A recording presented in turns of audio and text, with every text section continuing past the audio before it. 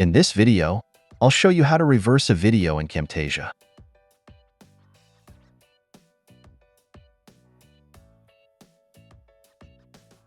First, start by right-clicking on the video file in the media bin.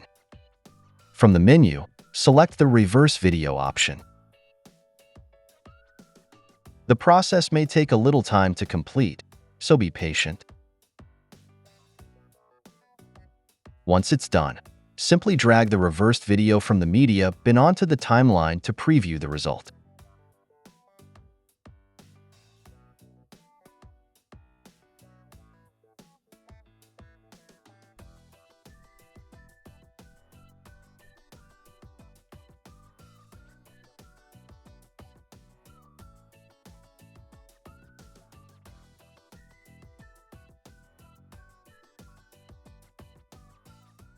That's it.